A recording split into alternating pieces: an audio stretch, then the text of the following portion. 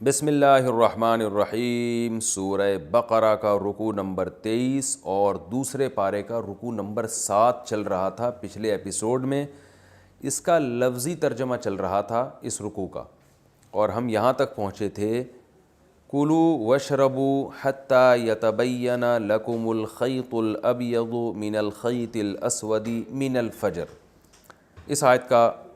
لفظی ترجمہ چل رہا تھا۔ آیت تو شروع ہو رہی ہے احل لکم لیلۃ الصیام سے، تو آیت آدھی ہو چکی تھی، آدھی آیت رہتی ہے۔ میں اس کا اب لفظی ترجمہ کرتا ہوں، پھر انشاءاللہ اس رکوع کی ہم تفسیر بیان کریں گے۔ فرمایا وَکُلُوا، اور کھاؤ، وَاشْرَبُوا، اور پیو، یعنی رمضان میں، حتیٰ، یہاں تک کہ یتبین، واضح ہو جائے، تبین بیان سے نکلا ہے، یہاں تک کہ واضح ہو جائے، لکم، تمہارے لیے، الخیط الابیض، خیط عربی میں کہتے ہیں دھاگے کو۔ آپ نے لکھا دیکھا ہوگا سعودی عرب میں خیاط، درزی کو کہتے ہیں خیاط، یعنی دھاگوں سے سینے والا۔ ابیض سفید کو کہتے ہیں۔ یہاں تک کہ واضح ہو جائے تمہارے لیے سفید دھاگا، من الخیط الاسودی، کالے دھاگے سے، اسود سیاہ کو کہتے ہیں۔ یہاں تک کہ تمہارے لیے سفید دھاگا کالے دھاگے سے جدا ہو جائے، من الفجر، فجر سے، یعنی فجر کے وقت سے۔ ثم، اس کے بعد پھر، اتم الصیام، اتمام یتمم اتمامن، کمپلیٹ کرنا کسی چیز کو، تو اکرم آرڈر کا صیغہ ہے نا، اکرام کرو، اتمم کمپلیٹ کرو، تو اتممو سے اتمو بنا دیا۔ ثم، اس کے بعد تم اتم الصیام، روزوں کو کمپلیٹ کرو، الی اللیل، رات تک۔ ولا تباشروہن، اور نا مباشرت کرو زوجہ سے، وانتم، اس حال میں کہ تم ہو، عاکفون، اعتکاف کرنے والے۔ عاکفہ یا عاکفو کا معنی ہوتا ہے اپنے آپ کو باؤنڈ کر لینا، یہاں مراد ہے اعتکاف کرنا۔ یہاں تک، اس حال میں کہ تم اعتکاف کرنے والے ہو مسجدوں میں۔ مسجد میں اعتکاف کے دوران زوجہ کے قریب جانے کی اجازت نہیں ہے۔ تلک حدود اللہ، یہ جتنے احکام اللہ نے بیان کیے ہیں اللہ کی حدود ہیں۔ فلا تقربوها، ان حدود کے قریب بھی مت جاؤ۔ کذالک، اس طرح سے، یبین اللہ آیاتہ للناس، اللہ کھول کھول کے بیان کرتا ہے اپنی آیتوں کو، یعنی اپنے احکامات کو، للناس، لوگوں کے لیے، لعلہم یتقون، شاید کہ وہ بچ جائیں، تقوی اختیار کر لیں، ان آیتوں کو فالو کرنا شروع کر دیں۔ ولا تأکلوا، اور نہ کھاؤ، اکل یأکلوا، کھانا، لا تأکلوا آرڈر ہے کہ نہیں کھاؤ، اموالکم، اپنے مالوں کو۔ اپنے مالوں سے مراد ہے یعنی ایک دوسرے کے، سب اپنے، اس لیے کہا کہ سب، یعنی سب جتنے بھی انسان ہیں دنیا میں سب گویا ایک ہی قسم کے ہیں، تو اس کا مال کھانا گویا اپنا مال کھانا ہے۔ یہ قرآن کی ایک ٹرم میں اصطلاح ہے۔ وَلَا تَأْكُلُوا أَمْوَالَكُمْ، اور اپنے مالوں کو مت کھاؤ، بینکم، اپنے درمیان، یعنی اپنے درمیان اپنے مالوں کو مت کھاؤ، بالباطل، باطل طریقے سے، ناحق طریقے سے مت کھاؤ، وَتُدْلُوا بِهَا إِلَى الْحُكَّامِ، ادلا یا یدلیو، ادلاً کا معنی ہوتا ہے لٹکانا۔ دلو عربی میں کہتے ہیں ڈول کو، جو کنویں کے قریب ڈول رکھا ہوتا ہے نا، اس کو دلو کہا جاتا ہے۔ اور ادلا، ادلا یا اکرما کی طرح، ادلوا، اس کا معنی ہوتا ہے ڈول کو لٹکانا، جیسے سورہ یوسف میں آتا ہے نا، ادلا دلوا، جب مسافر آیا تو اس نے کنویں کے قریب سے کچھ مسافر گزرے، تو ایک شخص گیا کنویں کے قریب، فَأَدْلَا دَلْوَهُ، یعنی دلوہ پڑھا جاتا ہے اس کو وقف کی حالت میں، اس نے ڈول لٹکایا، تو وہ ایک دم چیخا، یا بشرا ھذا غلام، ہائے خوشخبری ہے، تو ایک لڑکا پڑا ہوا ہے اندر، لڑکا موجود ہے اندر۔ تو ادلا و یدلیو کا معنی ہوتا ہے لٹکانا، اس کو پڑھا جاتا ہے ادلا یدلی۔ تو اور امر، اس کا جو مضارع آئے گا تدلیو، جس کو پڑھا جاتا ہے تدلی، اور جمع آئے گا تدلیو، جس کو پڑھا جاتا ہے تدلو، اور جب نہیں کا صیغہ ہوگا تو لا تدلو، مت لٹکاؤ۔ تو یہ جو ہے نا، لا تأکلوا سے تدلو کا تعلق ہے، مت لٹکاؤ، یعنی لا تأکلوا، مت کھاؤ اپنے مالوں کو ایک دوسرے کے درمیان ناحق طریقے سے، اور اسی پہلے ولا تدلو، اور نہ لٹکاؤ، بہا الی الحکام، اس مال کے ذریعے حکام کی طرف۔ لٹکاؤ کا مطلب یہ ہے کہ جیسے رسی کو لٹکایا جاتا ہے نا، اس سے ایک تعلق بن جاتا ہے، تو مال کے ذریعے حکمرانوں سے تعلق پیدا مت کرو، اس کا حاصل ترجمہ یہ نکلے گا، یعنی مال کے ذریعے جو ہے نا، مال کو لٹکا کے حکمرانوں تک پہنچنے کی کوشش مت کرو. کوئی بھی چیز لٹکاتے ہیں تو ہم اس کے ذریعے کہیں سے کہیں پہنچ جاتے ہیں نا. تو یہ قرآن ایک بلاغت ہے قرآن کی, اس طرح سے ہمیں بات سمجھا رہا ہے کہ تم پیسے کے ذریعے حکمرانوں تک پہنچنے کی کوشش مت کرو, اس طور پر کہ لِتَأْكُلُوا, تاکہ تم کھا لو, فریقاً, ایک حصہ, من اموال الناس, لوگوں کے مال کا. یعنی حکمرانوں تک پیسے کے ذریعے پہنچ کر یہ کرنے کی کوشش مت کرو کہ تم لوگوں کے مال کا ایک حصہ کھا لو. ہوتا ہے نا حکمرانوں کو رشوت دے کے اپنے حق میں فیصلہ کرا لیا جاتا ہے اور کسی کا حق دبا لیا جاتا ہے. تو یہ کام مت کرو کہ تاکہ تم لوگوں کا مال کھاؤ بالاسمی, گناہ کے ساتھ, وانتم تعلمون, جبکہ تمہیں پتہ بھی ہے کہ یہ غلط ہے, ناجائز ہے. اب میں اس آیت کا لفظی ترجمہ دوبارہ کر دیتا ہوں, یہ تھوڑی سی مشکل ہے, یعنی سمجھنے میں ہو سکتا ہے مجھے سمجھانے میں مشکل ہو رہی ہے, تو میں دوبارہ آسان ترجمہ کر دیتا ہوں.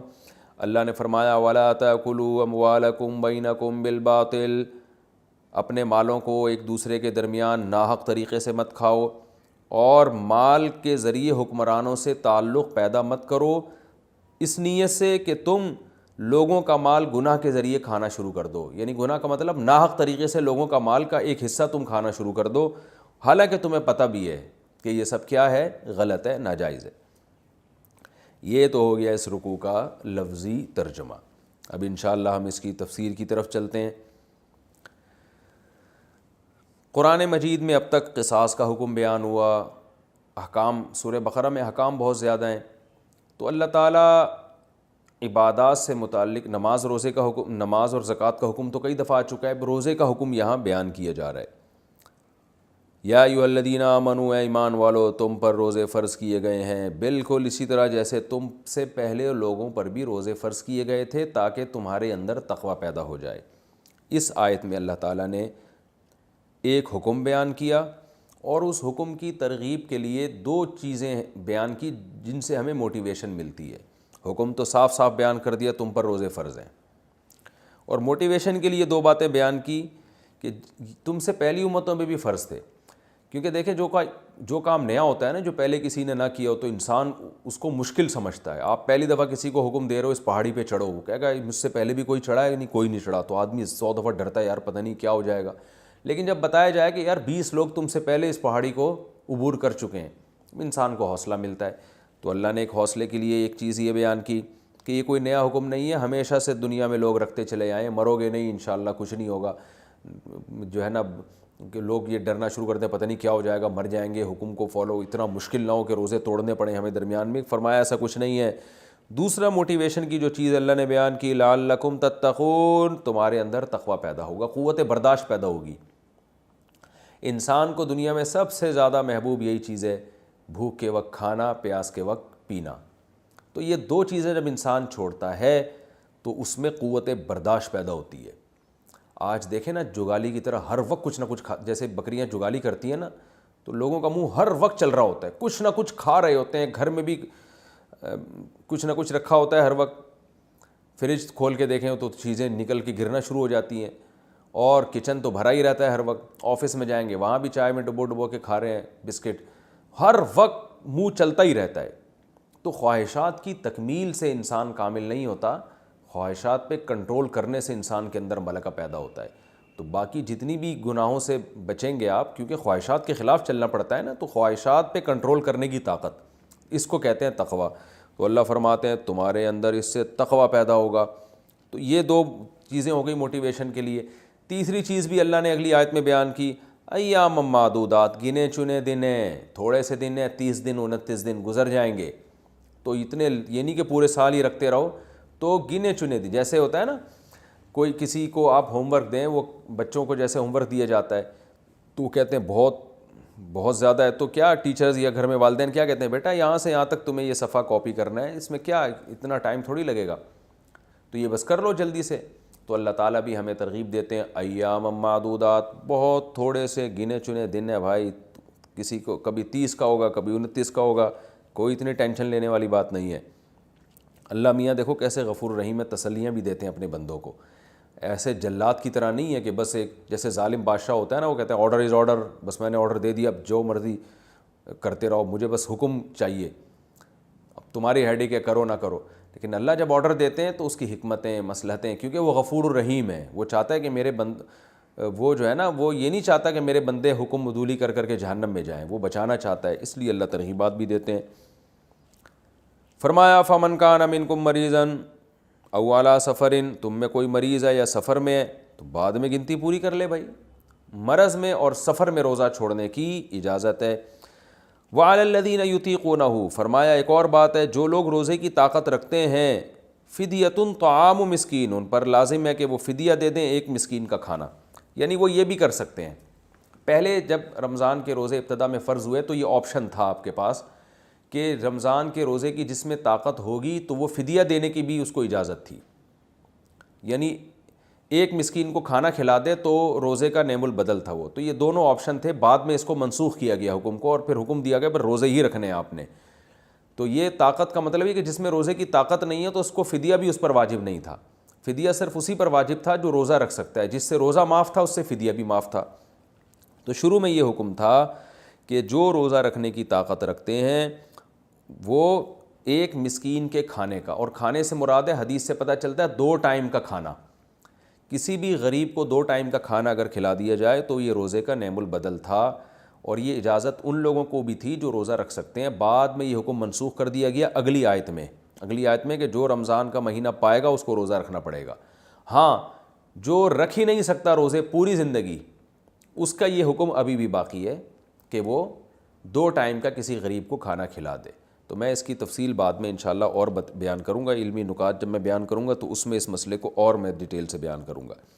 تو اللہ تعالیٰ فرماتے ہیں طعام، قرآن میں یاد رکھیں طعام مسکین کا جہاں بھی لفظ آتا ہے نا تو ایک دن کا کھانا مراد ہوتا ہے،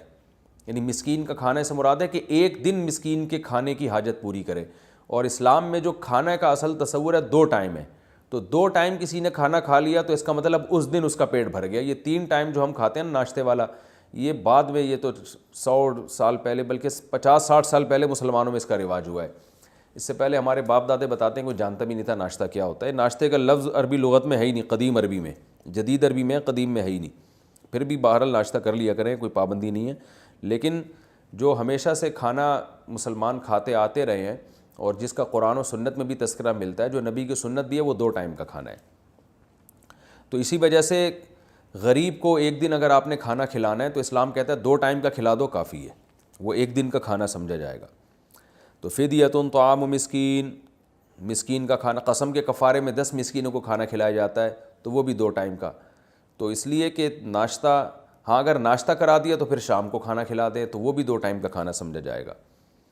مزید تفصیل میں انشاءاللہ آگے علمی نکات جب بیان کروں گا اس رکوع میں تو اس میں بیان کروں گا اس مسئلے کی۔ فمن تطوع خیرا، اللہ فرماتے ہیں جو اپنی طرف سے اضافہ کرنا چاہے، یعنی ایک کے بجائے 10 مسکینوں کو کھلا دے تو فہو خیر لہ، یہ اس کے لیے بہتر ہے۔ وان تصوموا خیر لکم، لیکن تم روزہ رکھو یہ بہتر ہے۔ یعنی حکم دیا جا رہا ہے کہ رمضان میں تمہیں روزے کے بجائے فدیہ دینے کی بھی اجازت تو ہے، لیکن پھر بھی روزہ رکھنا اس وقت بھی بہتر ہی تھا۔ حکم یہی تھا کہ روزہ رکھو یہ بہتر ہے۔ ان کنتم تعلمون، اگر تم جانتے ہو، یعنی اگر تم سمجھ لو کہ روزے کا کتنا ثواب ہے تو تم روزے کو فوکس کرو گے۔ مسکین کا کھانا ویسے کھلا دیا کرو، روزے کے نعم البدل کے طور پہ نہ کھلایا کرو۔ لیکن یہ حکم منسوخ کیا اللہ تعالیٰ نے بعد میں، اور وہ کیا ہے؟ شہر رمضان الذی انزل فیہ القرآن، رمضان وہ مہینہ ہے جس میں قرآن نازل ہوا۔ اللہ رمضان کی فضیلت بیان کر رہے ہیں کیونکہ اسی میں روزے فرض ہیں۔ ہدی للناس، لوگوں کی ہدایت کے لیے، اور ہدایت کے دلائل کے ساتھ قرآن نازل ہوا ہے، اور حق اور باطل میں جدائی کرنے والا ہے۔ یعنی اتنی مبارک کتاب کے نزول کے لیے بھی ہم نے رمضان کے مہینے کی سلیکشن کی ہے، تو یہ یعنی یہ اس لیے بتایا جا رہا ہے کہ یہ مہینہ پہلے سے مبارک ہے، تو اس مبارک مہینے میں روزہ رکھنے کا حکم دیا جا رہا ہے۔ ہمیں اس میں ہمیں موٹیویشن ملتی ہے کہ اس میں تو روزے کا ثواب اور زیادہ بڑھ جائے گا۔ ایک تو ویسے ہی کہ فرض روزہ ہے اس لیے ثواب ملے گا، دوسرا ہے کہ مقدس مہینے میں اللہ نے اس روزے کو مشروع کیا ہے تو یہ اور زیادہ فضیلت کی بات ہے۔ فمن شہید منکم الشہر، پس جو شخص تم میں اس مہینے کو موجود پائے گا، فلیصم، اسے چاہیے کہ وہ روزہ رکھے۔ یہ لفظ تو چاہیے ہے لیکن یہ وجوب کے معنی میں، پوری امت کا اجماع ہے۔ بعض دفعہ آرڈر اسی انداز سے دیا جاتا ہے کہ آفیسر اپنے ماتحت کو آرڈر کر رہا ہوتا ہے آپ کو یہ چاہیے کہ آپ یہ کام کر لیں، تو یہ چاہیے کا مطلب یہ وہ شوڈ نہیں ہے کہ بس آپ کو آپشن ہے، بلکہ یہاں چاہیے آرڈر کے معنی میں بہت کثرت سے ہر زبان میں استعمال ہوتا ہے کہ آپ کو یہ کرنا ہے۔ تو یہاں بھی اللہ نے حکم دیا فلیصم، اسے چاہیے کہ کیونکہ امر کا صیغہ ہے نا یہ، اسے چاہیے کہ وہ روزہ رکھے، یہ چاہیے وجوب کے درجے میں ہے، اس پر پوری امت کا اجماع ہے۔ ومن کان مریضا، اور تم میں سے اگر کوئی مریض ہے یا سفر میں ہے، فعدۃ من ایام اخر، یہ بات پہلے بھی بیان کی، دوبارہ اس لیے تکرار کیا جا رہا ہے کہ پہلے روزہ فرض نہیں تھا، آپشن تھا کہ آپ فدیہ بھی دے سکتے ہیں، اب چونکہ روزہ ہی کو فرض کیا جا رہا ہے لہذا اس مضمون کو دوبارہ نئے سرے سے لایا جا رہا ہے کہ روزہ فرض تو ہے مگر مریض اور بیمار پر اب بھی فرض نہیں ہے، بلکہ ان پر یہ فرض ہے کہ وہ گنتی پوری کریں، یعنی وہ بعد میں قضا پوری کریں گے۔ ومن کان مریضا او علی سفر فعدۃ من ایام اخر، تم میں کوئی مریض ہے یا سفر پر ہے تو بعد میں گنتی پوری کر سکتا ہے۔ یرید اللہ بکم الیسر ولا یرید بکم العسر، اللہ تم آسانی چاہتے ہیں، تنگی نہیں چاہتے، اگر تنگی چاہتے تو اللہ کہتے ہیں بیمار بھی روزہ رکھے گا مسافر بھی رکھے گا، تو دونوں کو اللہ نے چھوٹ دے دی، بعد میں قضا کر لو۔ وَلِتُكْمِلُ الْعِدَّةَ، اللہ اگر تو آسانی دینا چاہ رہا ہے تو پھر اتنی آسانی دے دیتا کہ مریض سے ہمیشہ کے لیے روزے معاف کر دیتا اور مسافر سے ہمیشہ کے لیے معاف کر دیتا، تو اللہ نے فرمایا نا نا نا نا نا، بعد میں جو میں کہہ رہا ہوں کہ عدت پوری کرنی پڑے گی وہ اس لیے وَلِتُكْمِلُ الْعِدَّةَ، تاکہ گنتی تمہاری پوری ہو جائے، تمہیں بھی پورے 30 روزوں کا ثواب مل جائے،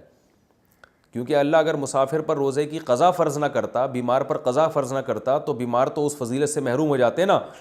تو وہ تو بعد میں بھی، تو اللہ نے فرمایا کہ تم بھی پورے 29-30 روزوں کی گنتی تو پوری کرو نا، چاہے وہ بعد میں کر لو تو ثواب تو حاصل کرو نا اس کا۔ تو اللہ یہ بھی ایک چاہتے ہیں تمہیں روحانی فضیلت ملے تاکہ تمہارے اندر قوت برداشت پیدا ہو، تو گنتی تمہیں بھی پوری کرنی پڑے گی۔ جو قوت برداشت سے مراد روزے میں جو انسان کے اندر برداشت کی پاور طاقت پیدا ہوتی ہے وہ فضیلت اور ثواب کی فضیلت تمہیں بھی پوری حاصل ہو۔ وَلِتُكَبِّرُوا اللَّهَ، اور اللہ نے تمہیں روزے کا فرض کرنے کا حکم اس لیے بھی دیا تاکہ تم اللہ کی کبریائی بیان کرو۔ عَلَىٰ مَا هَدَاكُمْ، اس حکم پر جس کی اللہ نے تمہیں ہدایت دی ہے، یعنی روزے تم پہ فرض کیے تو تم جب روزے رکھو گے تو تمہیں سکون ملے گا کہ اللہ تو نے ہم، دیکھو یہ علامہ ہداکم کا مطلب یہ ہوا کہ دنیا میں کسی مذہب کے پاس عبادت کرنے کا کوئی خاص طریقہ ہے ہی نہیں، اور اگر کوئی طریقہ ہے تو اس کی کوئی مضبوط دلیل نہیں ہے، تو ہمیں اطمینان ہو گیا ان آیتوں کے نازل ہونے کے بعد کہ بھائی ہم جو رمضان کے روزے رکھتے ہیں بالکل اعلیٰ وجہ البصیرہ رکھتے ہیں کہ روزے کی یہ عبادت بالکل اسی طرح ہے جس طرح ہم پوری کر رہے ہیں، اور اللہ نے ہمیں یہ روزہ رکھنے کا حکم دیا تو ہمیں پورے کانفیڈنس کے ساتھ ایک عبادت کر رہے ہیں۔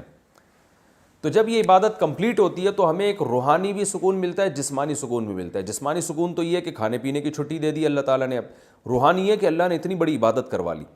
تو اس روزے کا نتیجہ کیا نکلے گا کہ ہمیں اللہ کے مزید شکر کی توفیق ملے گی اور ہم اللہ کی کبریائی بیان کریں گے کہ اللہ تیری توفیق سے ہم نے روزے رکھے اور تیری گائیڈنس سے، تیری ہدایت سے ہم نے روزے رکھے، تو ہمیں نہ بتاتا تو ہمیں کیا پتہ چلتا روزہ کیا ہے۔ دیکھیں کتنا سکون ملتا ہے نا رمضان میں انسان جب روزے رکھتا ہے۔ اگر یہ کنفیوژن ہوتی کہ پتہ نہیں اللہ کا حکم ہے بھی یا نہیں ہے، جیسے کہ غیر مسلم جب عبادت کرتے ہیں نا اپنے مندروں میں جا کے اور اپنے گرجا گھروں میں جا کے، تو ان کو اطمینان نہیں ہوتا کہ اللہ اس عبادت سے خوش ہے بھی یا نہیں ہے، کیونکہ وہ تو ان کے کسی پنڈت جی نے بتا دی، کسی روحانی پیشوا نے بتا دی، ان کے پاس کوئی دلیل تھوڑی ہے کہ اللہ نے بتائی ہے۔ جبکہ ہم جب قرآن میں یہ آیتیں پڑھتے ہیں، ہم جب روزے رکھتے ہیں، ہمیں یقین ہے بھائی یہ کسی مولانا صاحب کا حکم نہیں ہے، کسی مفتی صاحب کا حکم نہیں ہے،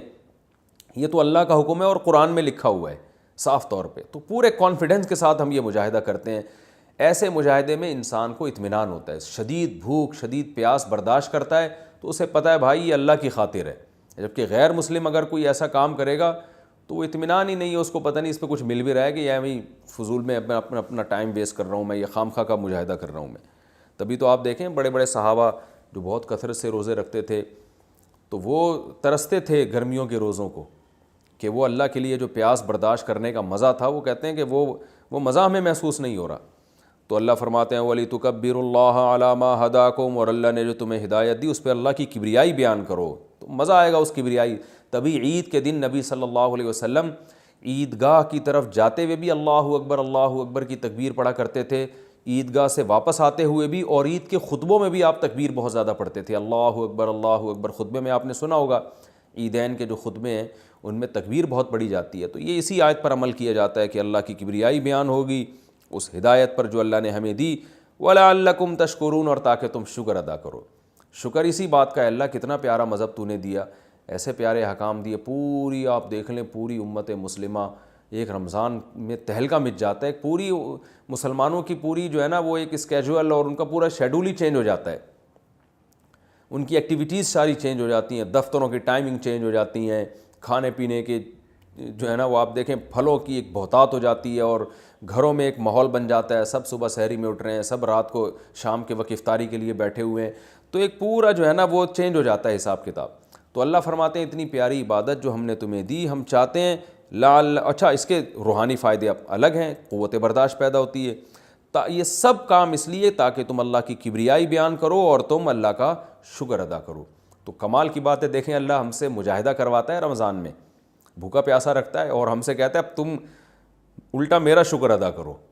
ہونا تو بظاہر یہ چاہیے اللہ ہم نے تیرے لیے اتنی عبادت کی تو معاذ اللہ نقل کفر ہونا تو چاہیے، اب اللہ ہمیں نوازے، تو اللہ کہہ رہے ہیں یہ میں نے جو تم سے عبادت کروائی ہے میرا احسان ہے تمہارے اوپر، تو تمہیں اب میرا شکر ادا کرنا ہے۔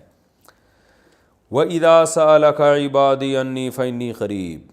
اب چونکہ بات رمضان کی ہو رہی ہے تو رمضان میں انسان اللہ کے بہت قریب ہو جاتا ہے، اللہ سے دعائیں مانگتا ہے، تو اسی مناسبت سے اللہ نے اپنے نبی سے فرمایا کہ جب میرے بندے آپ سے میرے بارے میں پوچھیں تو آپ ان کو بتا دیں انی قریب، میں تمہارے قریب ہوں، اجیب دعوت الداع، جب بھی کوئی داعی مجھے پکارتا، یہ اصل میں داعی تھا، یا کو حذف کر دیا، جب بھی کوئی پکارنے والا مجھے پکارتا ہے تو میں اس کی پکار کا جواب دیتا ہوں۔ تو رمضان میں اس لیے اس کا رمضان کی مناسبت سے کہ رمضان میں انسان کو دعاؤں کی توفیق زیادہ ملتی ہے، لیکن حکم یہ عام ہے جب بھی پکارو گے میں تمہاری پکار کو سنوں گا، فَلْيَسْتَجِيبُوا لِي، لہذا میری پکار پر بھی تم لبیک کہو، میں جو حکام کہہ رہا ہوں ان کو فالو کرو، وَلْيُؤْمِنُوا بِي، اور مجھ پر ایمان رکھو۔ ایمان رکھنے کا مطلب یہ ہے کہ ہم بسا اوقات اللہ کو پکارتے ہیں، ہمیں لگتا ہے ہماری دعا تو قبول ہو نہیں رہی، تو اللہ فرماتے ہیں مجھ پر تسلی رکھو، میں دعائیں سن کے قبول کر رہا ہوں۔ اب قبولیت کے طریقے مختلف ہیں، کسی کو اللہ وہی چیز دے دیتے ہیں، آپ اللہ سے مال و دولت مانگ رہے ہیں، اللہ یعنی رزق میں وسعت مانگ رہے ہیں تو اللہ رزق میں وسعت دے دیتا ہے۔ بعض دفعہ اللہ تعالیٰ رزق میں وسعت تو نہیں دیتا مگر مزید غربت سے بچا لیتا ہے آپ کو۔ بعض دفعہ یہ ہوتا ہے کہ اللہ کوئی آئی ہوئی آفت آپ سے ٹال دیتے ہیں۔ بعض دفعہ یہ ہوتا ہے کہ کچھ بھی نہیں تو آخرت میں ثواب دے دیتے ہیں۔ تو اب کس کے حق میں دعا کس طرح سے قبول ہوگی یہ اللہ پہ چھوڑ دیں۔ تو اس لیے اللہ فرماتے ہیں وَلْيُؤْمِنُوا بِي، ایمان مجھ پہ رکھو، لَعَلَّهُمْ يَرْشُدُونَ، تاکہ تم سیدھے راستے پہ چلنا شروع ہو جاؤ، کیونکہ یہ سارے کام کرو گے تو تم پھر تم صحیح راستے پہ چلنے والے کہلاؤ گے، ورنہ بہک جاؤ گے، بھٹک جاؤ گے۔ آگے ایک آیت جو ہے اس کا ایک شان نزول ہے۔ جب اسلام میں روزے فرض ہوئے تو حکم یہ تھا کہ افطاری کرنے کے بعد، جب آپ غروب آفتاب کے بعد افطاری کرتے ہیں نا، تو افطاری کرنے کے بعد جب تک آپ دوبارہ سو نہیں جاتے اس وقت تک آپ کو کھانے پینے کی اجازت ہے، اس وقت تک آپ کو کھانے پینے کی اجازت ہے۔ ایک بات، جیسے ہی آپ کی آنکھ لگ گئی دوبارہ اٹھے تو بس اب کھانا پینا آپ پر دوبارہ کیا ہو گیا؟ حرام ہو گیا، یعنی روزہ آپ کا شروع ہو گیا۔ ایک حکم تو یہ تھا۔ دوسرا یہ تھا کہ جیسے روزے کی حالت میں زوجہ سے ہم بستری کی اجازت نہیں تھی، اسی طرح رمضان کی راتوں میں بھی زوجہ کے قریب جانے کی اجازت نہیں تھی، اور اس پر کفارہ تھا کہ 60 روزے مسلسل رکھنے پڑیں گے آپ کو۔ تو بعض صحابہ سے یہ کوتاہی ہو گئی۔ ایک صحابی رسول اللہ صلی اللہ علیہ وسلم کے پاس ہے، بڑا دلچسپ واقعہ ہے، ان سے رمضان کی رات میں اپنی زوجہ سے ہم بستری ہو گئی، تو آپ صلی اللہ علیہ وسلم نے فرمایا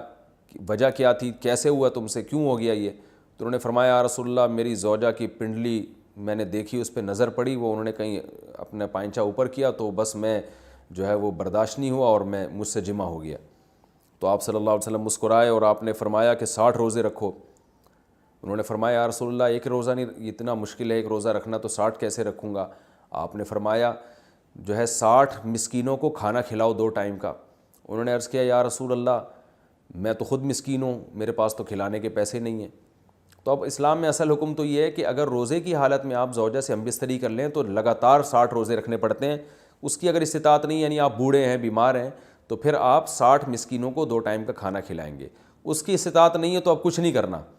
اب یہ انتظار کرنا ہے کہ جب استطاعت پیدا ہو جائے تو 60 مسکینوں کو کھانا کھلانا ہے آپ نے، ورنہ بیٹھے رہیں آرام سے۔ لیکن نبی صلی اللہ علیہ وسلم نے ان کی دل جوئی کے لیے اور کہ چلو کچھ تو تھوڑی بہت ان کو سزا ملے، تو آپ صلی اللہ علیہ وسلم نے ان کو حکم دیا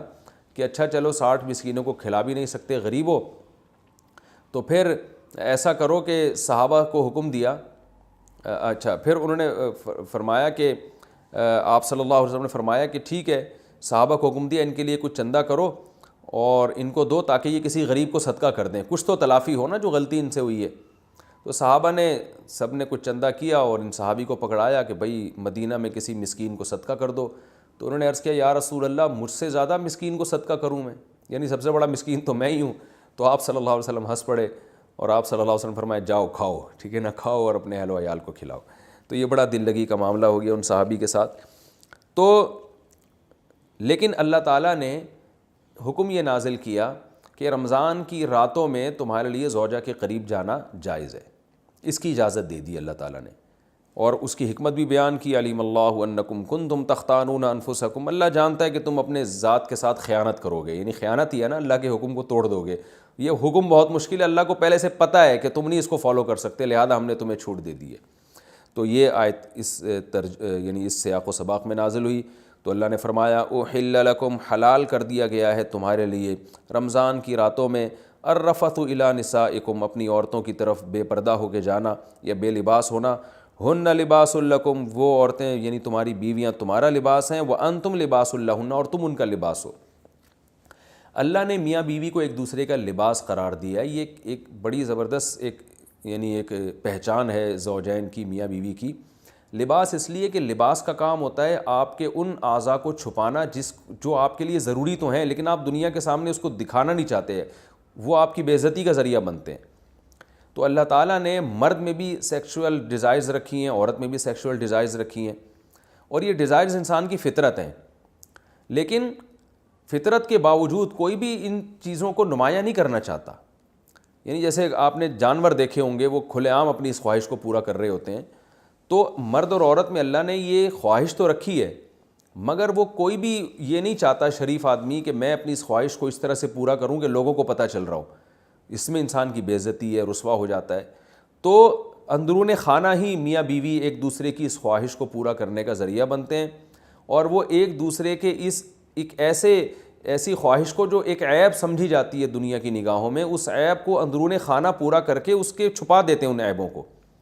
اگر وہ میاں بیوی ایک دوسرے کے لیے لباس نہ بنے اور ایک دوسرے کے اس عیب پہ پردہ نہ ڈالیں، یعنی ایک دوسرے کی خواہش کی تکمیل کا ذریعہ نہ بنے، تو اس بات کا امکان ہوتا ہے کہ یہ دونوں مرد بھی اور عورت بھی کسی اور طریقے سے اپنی خواہش پوری کر کے دنیا کے سامنے ذلیل اور رسوا ہو جائیں۔ ظاہر طوائف خانوں کا رخ کریں گے یا اور کسی طرح سے جو ہے نا زنا کی کوشش کریں گے، تو اس میں آخرت کی رسوائی بھی ہے اور بعض دفعہ دنیا کی رسوائی کا ذریعہ بھی بنتی ہے یہ چیز۔ تو میاں بیوی اندرون خانہ ہی بند کمرے میں ایک دوسرے کی اس خواہش کو پورا کر کے ایک دوسرے کی خواہش پہ پردہ ڈال دیتے ہیں، بالکل جیسے لباس آپ کے جو جسم کے پوشیدہ اعضاء ہیں ان کو چھپا دیتا ہے۔ تو دو کام کرتا ہے لباس، ایک تو یہ کہ آپ کے جسم کے جو پوشیدہ اعضاء ہیں ان کو چھپا بھی دے گا، اور دوسرا لباس زینت کا کام بھی کرتا ہے، جب آپ لباس پہن کے باہر نکلتے ہیں تو اور اچھے بھی لگتے ہیں۔ تو اللہ تعالیٰ نے ایسا ایک انتظام کیا، میاں بیوی کو ایک دوسرے کے لیے ایسا بنایا کہ ایک دوسرے کی خواہش کو اندرون خانہ ہی یہ پورا بھی کر دیتے ہیں اور زینت کا ذریعہ بھی بنتے ہیں۔ جب میاں بیوی باہر نکلتے ہیں تو لوگ تعارف کروا رہے ہوتے ہیں نا، شادی شدہ آدمی ہے، پارکوں میں لکھا ہوتا ہے فیملی کے بغیر الاؤ نہیں، ان کو پتہ ہے جو فیملی کے بغیر ہوتا ہے وہ قابل عزت نہیں ہوتا، فیملی والا آدمی قابل عزت ہوتا ہے۔ تو وہ زینت کا ذریعہ بھی بنتے ہیں کہ بھائی شادی شدہ آدمی ہے، بال بچوں دار آدمی ہے، بال بچوں والا آدمی ہے، تو زینت اس لحاظ سے بھی کہ لوگوں کو اس سے خطرہ بھی کم ہوتا ہے، وہ ایسی اوباش لڑکوں جیسی حرکتیں بھی یعنی حرکتیں بھی نہیں کرتا، اور زنا سے بھی بچ جاتا ہے وہ، تو اس لحاظ سے بھی لوگوں کو اس سے خطرہ نہیں ہوتا۔ تو ہر لحاظ سے ایک دوسرے کی زینت کا ذریعہ بنتے ہیں اور ایک دوسرے کی عیبوں پہ پردہ ڈالنے کا ذریعہ بنتے ہیں۔ تو یہ ایک اللہ تعالیٰ نے پہچان کروائی ہے، اور اس میں اللہ نے عورت کا ذکر پہلے کیا، مرد کا بعد میں کیا، اس میں کیا حکمتیں ہیں، یہ ایک لمبا ٹاپک ہے، میں بیانات میں ذکر کر چکا ہوں، پھر تفسیر میں اس طرح کی باتیں ہوں گی تو بہت لمبی تفسیر ہو جائے گی۔ آگے اللہ نے فرمایا علیم اللہ انکم کنتم تختانون انفسکم، اللہ کو پتہ ہے تم اپنے نفس کے ساتھ خیانت کرو گے۔ خیانت کا مطلب جب اللہ کے حکم کو توڑو گے تو اپنے ساتھ ہی خیانت ہے نا یہ، تو اللہ کو پتہ ہے کہ تم اس حکم کو فالو نہیں کر سکتے، یعنی رمضان کی راتوں میں بھی ہم پابندی لگا دیں تو پورا مہینہ زوجہ سے دور رہنا تمہارے لیے بڑا مشکل ہو جائے گا، اس لیے اللہ نے حکم دے دیا فتاب علیکم، اللہ تم پر متوجہ ہوا، وعفا عنکم، اور جو کوتاہی تم میں سے ہو چکی ہے، ان صحابی سے کوتاہی ہوئی تھی اللہ نے معاف کر دی، فالآن، پس اب تمہیں اجازت ہے، باشروہن، ان سے تم ہم بستری کر سکتے ہو، یعنی رمضان کی راتوں میں۔ وَابْتَغُوا مَا كَتَبَ اللَّهُ لَكُمْ، اور وہ اولاد تلاش کرو، وہ چیز تلاش کرو جو اللہ نے لکھ دی ہے تمہارے لیے، یعنی اس سے مراد ہے اولاد۔ تو اب یعنی زوجہ کے قریب اس نیت سے جاؤ کہ تمہیں اولاد ملے۔ تو یہاں بھی کچھ باتیں، پہلی سوال یہ پیدا ہوتا ہے کہ جب اللہ نے اس حکم کو منسوخ ہی کرنا تھا، اللہ تعالیٰ نے رمضان کی راتوں میں زوجہ سے ہم بستری کی اجازت دینی ہی تھی، تو پھر پہلے پابندی کیوں لگائی جب منسوخ ہی کرنا تھا؟ تو مشرکین یہ اعتراضات کیا کرتے تھے کہ قرآن ایک بات پہ معاذ اللہ قائم کیوں نہیں رہتا، منسوخ کیوں کر دیتا ہے؟ اس کا مطلب ہے کہ یہ اللہ کا حکم نہیں ہے بلکہ یہ تو نبی نے اپنی طرف سے بنایا ہوا ہے، کیونکہ نبی جو ہے نا وہ حکم چینج کرتے رہتے ہیں۔ تو یاد رکھیں ایسا نہیں ہے، قرآن جب کسی حکم کو منسوخ کرتا ہے تو قرآن میں پہلے گزر چکا نا، ما ننسخ من آیت او ننسیھا ناتی بخیر منھا او مثلھا۔ بعض دفعہ حکمتیں ہوتی ہیں، اللہ کے علم میں تو یہ ہوتا ہے کہ میں نے اس حکم کو چینج کرنا ہے، لیکن اللہ تعالیٰ پہلے ایک حکم نازل کرتے ہیں یہ بتانے کے لیے کہ ہماری اصل منشا تو یہ تھی کہ یہ حکم نازل ہو، لیکن پریکٹیکلی کروایا گیا کہ تم کمزور ہو تو، اور کمزوری کی وجہ سے تم اس حکم کو فالو نہیں کر سکتے، تو اللہ کتنا غفور الرحیم ہے، اپنے اصل قانون کو چینج کر رہا ہے۔ تو اگر شروع ہی سے یہ حکم نازل ہوتا نا کہ رمضان کی رات میں زوجہ کے قریب جانے کی اجازت ہے، تو یہ جو اللہ کی ایک رحمت اپنے بندوں کے اوپر ہے، یہ رحمت نمایاں نہ ہوتی کہ اللہ اپنے بندوں، اللہ کی یعنی اللہ تعالیٰ نے بھی حکام میں لچک رکھی ہے، اور اپنے بندوں کے مزاج کی اور اپنے بندوں کے جو ہے وہ طبیعت کی اور ان کی طاقت اور قوت کو دیکھ کر اللہ نے حکام بنائے ہیں۔ اس کی مثال ایسے ہے جیسے 28ویں پارے میں آتا ہے کہ اللہ تعالیٰ نے صحابہ کرام کو حکم دیا تھا کہ جب نبی کے پاس جاؤ بات چیت کرنے کے لیے، آپ سے سرگوشی کرنے کے لیے، تو پہلے صدقہ کیا کرو، لیکن ابھی کسی صحابی نے صدقہ کیا ہی نہیں کہ اللہ نے حکم کو منسوخ کر دیا اور فرمایا کہ تمہارے لیے یہ حکم بہت شاق ہے، لہذا اب تمہیں اجازت ہے کہ بغیر صدقے کے نبی کے پاس چلے جاؤ۔ تو وہاں بھی علماء نے حکمت بیان کرتے ہیں کہ اللہ تعالیٰ اگر شروع سے یہ حکم دے دیتا نا کہ بغیر صدقے کے چلے جاؤ، تو وہ جو اللہ تعالیٰ کی اپنے بندوں کے ساتھ ایک لطافت والا معاملہ ہے، رحمت والا معاملہ ہے، وہ ظاہر نہ ہوتا۔ تو یہاں بھی ایسا ہی ہے، اللہ نے فرمایا کہ ہمیں پتہ ہے کہ تم نہیں حکم کو فالو کر سکتے، ہم نے حکم تو دیا ہے، تم دیکھو پریکٹیکلی کروا دیا اللہ تعالیٰ نے کہ تم سے اس پر عمل نہیں ہو رہا، لہذا جاؤ، تمہیں اجازت دی جاتی ہے کہ تم زوجہ کے قریب رات کو جا سکتے ہو، کوئی حرج نہیں ہے اس میں، لیکن جانے سے تمہاری نیت کیا ہونی چاہیے؟ وَابْتَغُوا مَا كَتَبَ اللَّهُ لَكُمْ، جو اولاد اللہ نے تمہارے لیے لکھ دی ہے اس کو تلاش کرو۔ تلاش کا مطلب نیت کرو کہ شاید اللہ مجھے اس سے نیک صالح اولاد دے دے۔ اس سے اس پتہ چلتا ہے کہ اسلام اولاد کی کثرت پر کتنا حریص ہے، اور اللہ تعالیٰ کتنا چاہتے ہیں کہ اہل ایمان کی نسل بڑھے۔ قرآن میں ایک اور جگہ پر اللہ تعالیٰ نے زوجہ سے ہم بستری کا ذکر کیا تو وہاں بھی اولاد کا تذکرہ کیا ہے۔ وَقَدِّمُوا لِأَنفُسِكُمْ، فرمایا کہ حالت حیض میں تم زوجہ کے قریب نہیں جا سکتے، لیکن جب تم زوجہ کے یعنی جب پاک ہو جائے تو پھر زوجہ کے قریب جاؤ۔ وَقَدِّمُوا لِأَنفُسِكُمْ، اور اپنی ذات کے لیے آخرت میں ذخیرہ کرو۔ تو یہاں بھی مفسرین کہتے ہیں کہ اس سے مراد ہے کہ اولاد پیدا کرنے کی نیت سے جاؤ تاکہ وہ آخرت میں تمہارے لیے ذخیرہ بنے۔ تو فیملی پلاننگ کی جو دعوت ہے نا، اس کا قرآن و سنت سے دور دور کا بھی کوئی واسطہ نہیں ہے۔ جیسے ڈاروین کا جو نظریہ ہے نا کہ انسان بندر سے وجود میں آیا ہے، یہ اسلام کے بالکل اگینسٹ ہے۔ اسلام نے صاف لفظوں میں کہا ہے، اور صرف قرآن نے نہیں، تورات اور انجیل میں بھی یہ بات ہے کہ براہ راست اللہ نے حضرت آدم کو مٹی سے پیدا کیا، اور پھر ان کی پسلی سے اللہ نے اماں حوا کو پیدا کیا۔ یہ انسان بندر کی کوئی ترقی یافتہ شکل ہرگز نہیں ہے۔ بندر بالکل ایک الگ نسل ہے، وہ ٹھیک ہے اس کی بہت ساری چیزوں میں انسان سے مماثلت ہے، وہ ایک الگ بات ہے، لیکن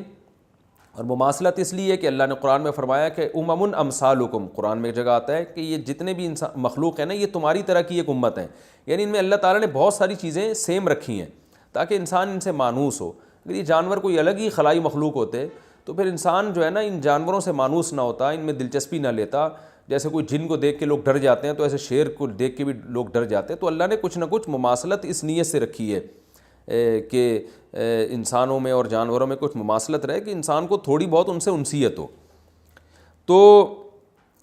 اسی طرح یہ جو فیملی پلاننگ کی جو دعوت ہے کہ بچے دو ہی اچھے اور نسل کو کم کرو، یہ اسلام کے بالکل اگینسٹ ہے۔ تو اب دیکھیں ٹاپک اولاد کا چل نہیں رہا، لیکن بات آئی ہے زوجہ کے قریب جانے کی، تو اللہ نے بتا دیا کہ یہ تو عمل ہی اس لیے رکھا گیا ہے کہ یہ اصل میں تو اس کا مقصد ہی اولاد ہے۔ باقی فیملی پلاننگ کن صورتوں میں جائز ہے، کن صورتوں میں ناجائز ہے، کب مکروہ ہے، کب حرام ہے اور کب مستحب ہے، یہ اس کے ایک الگ احکام ہیں جو میں بیانات میں بتاتا رہتا ہوں، وہ آپ کسی بھی علماء سے آپ پوچھ سکتے ہیں، اس کا بھی تفصیل کا یہاں موقع نہیں ہے۔ تو ایک حکم تو یہ منسوخ کیا گیا۔ دوسرا وَكُلُوا وَاشْرَبُوا حَتَّى يَتَبَيَّنَ لَكُمْ، رمضان کی راتوں میں تو کھانے پر پابندی تھی کہ اگر آنکھ لگ گئی تو اب بس گئے، تو بعض صحابہ جو تھے وہ غلطی سے ان کی آنکھ لگ گئی، اٹھے تو پتہ چلا بھئی یہ تو اب تو کھانا پینا حرام ہو گیا، اور وہ 24 گھنٹے کا روزہ ہونے لگا ان کا۔ تو اللہ نے فرمایا اب تمہیں اجازت دی جا رہی ہے، کلوا واشربوا، کھاؤ اور پیو، حتیٰ یہاں تک کہ یتبین لکم الخیط الابیض من الخیط الاسود، کہ تمہارے لیے سفید دھاگا سیاہ دھاگے سے ممتاز اور جدا ہو جائے فجر کے وقت سے۔ یعنی سیاہ دھاگا سے مراد ہے کہ دھاگے سے مراد ہے لائن۔ جب مشرق کی طرف سورج نکلنا شروع ہوتا ہے نا فجر کے وقت میں، تو پہلے تو اندھیرا ہوتا ہے جب سورج نیچے ہوتا ہے، جیسے ہی سورج اوپر آتا ہے تو ایک روشنی ایسے سیدھی پھیلتی ہے، یوں نیچے سے اوپر کی طرف ایسے، تو عمود جسے کہتے ہیں۔ جب یہ روشنی ہوتی ہے تو اس کو صبح کاذب کہتے ہیں، جھوٹی صبح، یہ صحیح صبح نہیں ہے۔ پھر کیا ہوتا ہے کہ پھر ایک روشنی اس طرح پھیلنا شروع ہوتی ہے، یعنی ایسے اس طرح جو ہے نا لائن کی شکل میں سیدھی لیٹی ہوئی، جسے لائن کہتے ہیں، اس طرح جو روشنی پھیلتی ہے وہ صبح صادق ہوتی ہے۔ اور ان دونوں لائنوں کے درمیان جو فرق ہے نا وہ تقریباً کراچی اور پاکستان میں 15 سے 20 منٹ کا ہوتا ہے، یعنی صبح کاذب جھوٹی صبح اور صبح صادق میں۔ تو یہ جو لائن پھیلتی ہے اس کو خیط ابیض قرآن کہہ رہا ہے، یعنی سفید دھاگا کالے دھاگے سے، کالے دھاگے مطلب پہلے جو بالکل سیاہ تھا وہ کالی لائن تھی، اب اس میں ایک سفید لائن آ گئی، تو سفید لائن جب بالکل ممتاز ہو جائے، صاف پتہ چل جائے کہ وائٹ جو ہے نا روشنی پھیلنا شروع ہو گئی ہے ایسے لائن یوں کر کے، تو یہ سفید دھاگا ہے اور وہ کالا دھاگا ہے، یعنی جو کالے دھاگے میں وہ سفید دھاگا ممتاز نظر آنا شروع ہو جائے تو اللہ فرماتے ہیں اس وقت تک تم کھا سکتے ہو، جس کو ہم سحری کا وقت کہتے ہیں کہ بھئی سحری کا وقت اب ختم ہو گیا ہے، سحر کا وقت، اور اب جو ہے صبح کا وقت شروع ہو گیا اور فجر کی نماز کا وقت بھی شروع ہو گیا، جس کو عربی میں فجر کا وقت بھی کہتے ہیں۔ تو یہ من الفجر جو ہے نا یہ کب نازل ہوا؟ پہلے تو اتنی آیت نازل ہوئی تھی کہ تمہارے لیے سفید دھاگا سیاہ دھاگے سے ممتاز ہو جائے، تو یہاں بھی اللہ نے ایک اپنی رحمت کا معاملہ کیا، کیونکہ یہ کنایا ہے صبح صادق سے۔ تو ہوا یہ کہ ایک صحابی بیچارے رات کو بیٹھ گئے، وہ اپنے تکیے پہ نا ایک کالا دھاگا اور سفید دھاگا رکھ کے، اور صبح دیکھنے لگے کہ جب یہ دونوں میں فرق پتہ چلے گا تو میں کھانا پینا بند کر دوں گا۔ تو نبی صلی اللہ علیہ وسلم نے ان کو فرمایا کہ بھئی اس سے مراد صبح صادق ہے، یہ نہیں کہ واقعی سفید دھاگا لے کے بیٹھ جاؤ۔ تو پھر اللہ تعالیٰ نے من الفجر کا لفظ بھی آسمان سے نازل کیا، صرف من الفجر یہ لفظ نازل ہوا کہ اس سے مراد کیا ہے؟ فجر۔ ثم اتموا الصیام الی اللیل، تو اس وقت تک تم کھا سکتے ہو، اس کے بعد مکمل کرو روزوں کو رات تک۔ رات سے مراد غروب آفتاب ہے، اصل میں تو رات عشاء کے وقت سے داخل ہوتی ہے، لیکن غروب آفتاب کو بھی عربی میں یعنی سورج جب غروب ہو جائے تو اس کو بھی رات کا وقت کہہ دیا جاتا ہے مجازن۔ تو اس میں پوری امت کا اجماع ہے سوائے شیعہ حضرات کے، وہ جب ستارے طلوع ہوتے ہیں تو اس وقت وہ کرتے ہیں، ورنہ پوری امت جو اہل سنت والجماعت کے چاروں مکاتب فکر ہیں، حنفی، مالکی، شافعی، احمد بن حنبل اور صحابہ کرام، یہ سب اس پر تقریباً متفق ہیں کہ غروب آفتاب کا وقت ہے اصل، اور نبی صلی اللہ علیہ وسلم سورج مکمل غروب ہوتے ہی روزہ کھول لیا کرتے تھے۔ تو اللہ نے اجازت دے دی کہ اس وقت تک جو ہے نا روزے کو مکمل کرو۔ وَلَا تُبَاشِرُوهُنَّ وَأَنْتُمْ عَاكِفُونَ فِي الْمَسَاجِدِ، اور مسجدوں میں جب تم ہو اعتکاف میں تو پھر زوجہ کے قریب مت جاؤ۔ یعنی اللہ تعالیٰ نے رمضان کی راتوں میں تو زوجہ کے قریب جانے کی اجازت دے دی، تو اس سے یہ وہم ہو سکتا تھا کسی کو کہ بھئی ٹھیک ہے ہم اعتکاف میں اگر ہیں تو رات میں اللہ نے تو اجازت دی ہے تو اب چلو اعتکاف سے نکل کے گھر سے جا رہے ہیں بیگم سے ملاقات کرنے کے لیے، کوئی ان کو روک رہا ہے بھائی اس کی اجازت نہیں ہے، تو کہے اللہ نے تو قرآن میں کہا ہے کہ رمضان کی راتوں میں تمہیں اجازت ہے، تو اللہ نے بتا دیا کہ اعتکاف والوں کو اجازت نہیں ہے۔ اعتکاف میں اگر کوئی زوجہ سے ہم بستری کر لے گا تو وہ روزہ اس کا ٹوٹ جائے گا، اور صرف ہم بستری نہیں، اور جو ہم بستری کے مقدمات ہیں بوس و کنار وغیرہ اس کی بھی اعتکاف میں اجازت نہیں ہے۔ تلک حدود اللہ فلا تقربوها، یہ اللہ کی حدود ہیں، ان کے قریب مت جاؤ۔ اس طرح اللہ اپنی آیتیں لوگوں کے لیے کھول کھول کے بیان کرتا ہے تاکہ لوگ تقوی اختیار کریں۔ اور یہ آخری آیت کا ترجمہ کر دیتا ہوں، یعنی تھوڑی تفسیر بیان کر دیتا ہوں، اس کے بعد پھر انشاءاللہ اس پورے رکوع کے صرف علمی نقطے رہ جائیں گے، وہ میں اگلے ایپیسوڈ میں بیان کروں گا۔ وَلَا تَأْكُلُوا أَمْوَالَكُمْ بَيْنَكُمْ بِالْبَاطِلِ، اور ایک دوسرے کا مال ناحق طریقے سے مت کھاؤ۔ جتنے غلط طریقے کسی کا مال کھانے کے ہیں سب کو حرام کر دیا، اور ایک طریقے کو اللہ نے خاص طور پہ ہائی لائٹ کیا ہے، وہ کیا ہے کہ براہ راست بعض لوگ نہیں کھاتے، حکمرانوں کو، تھانے والے کو، ایس ایچ او صاحب کو، ڈی ایس پی صاحب کو پیسے کھلا کے بھی لوگوں کا مال کھا رہے ہوتے ہیں، اپنے حق میں مقدمہ کروا رہے ہوتے ہیں. تو اللہ فرماتے ہیں حکام کو پیسوں کی لالچ دے کے، پیسوں کے ذریعے خریدنے کی کوشش مت کرو کہ تم اس کے ذریعے لوگوں کا مال کھانا شروع کر دو، یہ بھی حرام ہے. وانتم تعلمون، جب کہ تمہیں پتہ ہے کہ یہ کتنا بڑا جرم ہے. اللہ نے مال ناحق کھانے کو کتنا بڑا جرم قرار دیا، تو رشوتیں دے کے بھی کسی کے مال کو ناجائز ہتھیانے کی کوشش مت کرو. یہ اس رکوع کا لفظی ترجمہ بھی ہو گیا، اس کی مختصر تفسیر بھی ہو گئی. اگلے ایپیسوڈ میں انشاءاللہ اس رکوع سے جو ملنے والے اسباق ہیں میں مختصراً ان کو نمبر وار بیان کروں گا. اس کے بعد ہم انشاءاللہ اگلے رکوع کی طرف چلیں گے. اللہ تعالیٰ سمجھنے کی، عمل کرنے کی توفیق عطا فرمائے. وما علینا الا البلاغ.